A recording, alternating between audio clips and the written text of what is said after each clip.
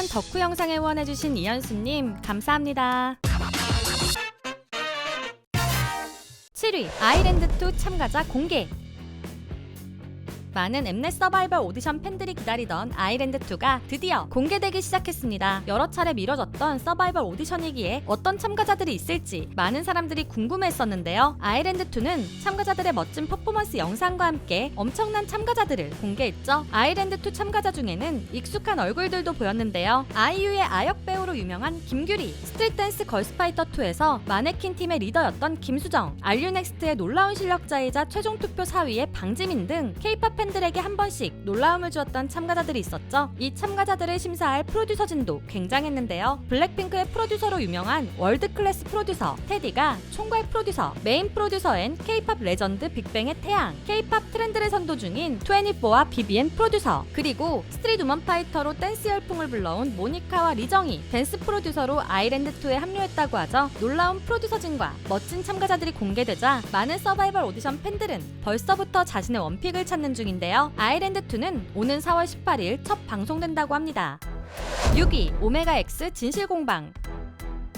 보이그룹 오메가X와 전 소속사 대표가 강제추행을 두고 서로 피해자라고 주장하며 진실게임을 시작했습니다. 오메가X는 2022년 10월 월드투어 공연을 돌던 도중 전 소속사 대표 강모 씨로부터 폭행을 당하는 영상이 공개되며 전 소속사와 전속계약 분쟁이 일어났는데요. 2023년 오메가X는 전 소속사와 전속계약 해지에 합의했고 이후 새로운 소속사에서 활동을 이어가고 있었죠. 그러나 최근 오메가X의 전 소속사는 CCTV 영상을 공개하면서 전 소속사 대표 강모 씨가 강제추행의 피해자라는 주장을 했는데요. 영상에는 오메가X 멤버 휘찬이 전 소속사 대표 강모 씨의 민감한 신체 부위를 만지는 듯한 모습이 보여졌죠. 이와 함께 전 소속사는 멤버 휘찬의 활동을 위해 참았지만 전 소속사 대표 강모 씨가 피해자임에도 가해자로 둔갑된 것에 대해 진실을 밝히기 위해 영상을 공개한다고 주장했습니다. 그러나 오메가X 측의 주장은 달랐는데요. 오메가X의 현재 소속사는 전 소속사 대표 강모 씨가 계약 기간 동안 멤버들에게 수차례 술자리를 강요했던 점, 전 소속사 대표 강모 씨가 멤버들에게 과도한 애정 표현과 스킨십을 요구하면서 이를 기피하며 순종적인 태도를 보이지 않을 경우 멤버들은 앨범 활동 제외, 스타일링 및 활동 제한 등 보복에 대한 두려움이 컸다고 이야기했습니다. 또한 CCTV 영상에 대해서도 멤버 휘찬을 제외하고 멤버들과 임직원들이 자리를 떠나자 전 소속사 대표 강모 씨가 평소처럼 과도한 애정 표현과 스킨십을 요구했으며 당시 휘찬은 함께 있던 멤버들이 없었기에 순응하지 않을 경우 협박, 폭행, 폭언이 두려워 지시에 따랐다고 하는데요. 현재 소속사는 공개된 CCTV 영상에서 휘찬의 행위가 강제성을 띠지 않았고 상대방이 거절 의사를 밝히는 모습이 없었다는 점, 휘찬이 스킨십을 강요당한 이후 전 소속사 대표 강모 씨와 매니저가 나눈 메시지에서 강제추행의 상황과는 어울리지 않는 대화를 나누었다는 점을 들며 멤버 휘찬이 피해자라 주장했죠. 이와 함께 소속사는 과거 전 소속사 대표 강모 씨에게 멤버들이 당한 폭언과 협박이 담긴 메시지를 공개하기도 했습니다. 이렇게 양측이 완전히 다른 주장을 펼치고 있는데요. 과연 어느 쪽 주장이 진실일까요?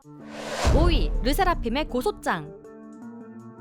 하이브가 르세라핌을 보호하기 위해 칼을 빼들었습니다. 최근 스마트로 예쁜 활동을 보여주고 있는 르세라핌에게 악의적인 인신공격 및 익명성을 이용한 선을 넘는 수위의 악성 게시글이 많이 증가하고 있었는데요. 이에 소속사인 하이브는 참지 않고 모든 증거를 수집 중이라고 알렸죠. 조직적으로 부정 여론을 조성하기 위한 목적으로 악의적 게시물을 작성한 후 증거를 남기지 않기 위해 삭제하는 행위들도 실시간 모니터링 시스템으로 모두 수집되고 있다는데요. 하이브는 르세라핌의 미성년자 멤버 은채를 포함한 아티스트의 인격권이 심각하게 침해당하고 있어 악성 게시물에 대해서는 SNS, 온라인 커뮤니티 등 채널을 가리지 않고 엄중히 대응하겠다고 밝혔습니다. 미니 3집, 2집 활동을 멋지게 마무리한 르세라핌은 새로운 활동을 준비 중이라고 하는데요. 최근 인기몰이를 한 스마트의 리믹스를 발표했을 뿐만 아니라 김한선의 인기곡 삐에로는 우릴 보고 웃지에 대한 리메이크를 준비 중이라고 하죠. 얼마 전 은채가 은채의 스타일기에서 다음 활동을 위한 가사집을 보여준 적이 있었는데요. 많은 팬들은 리메이크와 관련된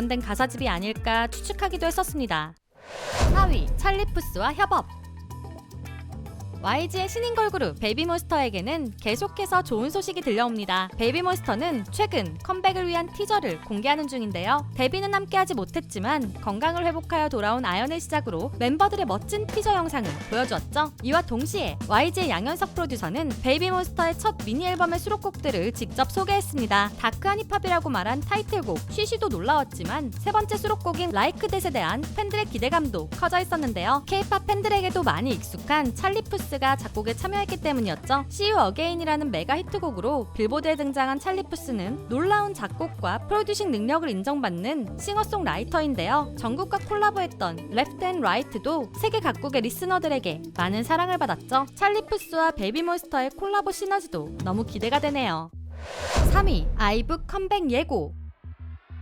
아이브의 컴백이 가까워진 것 같습니다. 한 언론사의 취재에 따르면 아이브는 최근 신곡 녹음을 마치고 컴백 프로모션 준비에 돌입했다고 하는데요. 이번에는 작년 앨범들과 달리 더블 타이틀곡이 아닌 단 한 곡의 타이틀곡으로 활동할 예정이라고 했죠. 아이브는 작년 정규 1집에서 힙합 매력을 보여준 키치와 높은 고음으로 카타르시스가 느껴지는 IM을 더블 타이틀곡으로 선정하여 활동했었고 EP 1집 I Have Mine 앨범으로는 감미롭고 그루비한 오프 더 레코드, 강렬한 트랩 비트와 중독적인 훅을 들려준 베디, 몽환적이고 서정적인 분위기의 이더웨이, 이렇게 트리플 타이틀곡으로 활동했었는데요. 아이브의 새로운 앨범 소식을 들려준 언론의 취재에 따르면 아이브는 바쁜 투어 일정으로 더블 트리플 타이틀을 준비할 여력이 없었다고 합니다. 팬들은 3월 팬미팅부터 꽉 찬 해외 투어 일정 중에도 컴백을 준비할 아이브의 건강을 걱정 중인데요. 소속사가 아이브 멤버들의 체력과 건강을 잘 케어해주어 모든 멤버가 건강한 모습으로 컴백했으면 좋겠네요.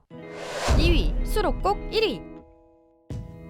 아이들의 수록곡 나는 아픈 건 딱 질색이니까가 음원 차트 1위를 차지했습니다. 나는 아픈 건 딱 질색이니까는 소연이가 만화 같은 장면을 생각하면서 쓴 곡이라고 하는데요. 지루한 일상 속 출근길에 마주친 모르는 사람을 왠지 아는 것 같은 느낌의 울컥한 기분을 표현했다고 하죠. 정확히는 알게 되면 마음이 아픈 사람에 대한 기억을 지운 상태에서 그 사람을 마주치게 되는 상황을 들려주는 곡인데요. 만화를 좋아하는 사람들의 마음을 저격한 수록곡이 더욱 많은 사랑을 받게 된 것이죠. 이와 함께 아이들에게 또 하나의 좋은 소식이 들려왔습니다. 컴백 후 컨디션 난조로 활동 중단을 하게 된 슈아에 대한 소식인데요. 최근 다시 활동을 시작하는 모습을 보여주고 있었죠. 슈아는 얼마 전 대만 여행 예능 촬영에서 목격되기도 했고 21일 오전 MLB 월드 투어 서울 시리즈 개막전 오프닝 무대에도 오르며 건강이 회복된 모습을 보여주기도 했는데요. 다만 아직 활동에 완전히 복귀한 것은 아니라고 합니다. 소속사는 MLB 개막전 무대에 대하여 오래전부터 예정된 행사여서 슈아가 충분히 준비할 수 있었다고 이야기하면서 아직 슈아의 건강을 지켜봐야 하는 상황이라고 전했는데요. 그래서 차트 1위로 특별히 진행한 M 카운트다운의 나는 아픈 건 딱 질색이니까의 무대에는 슈아가 참여하지 못했죠. 슈아의 건강이 완전히 회복하여 활발한 활동을 보여주길 두유람도 응원하며 기다리겠습니다.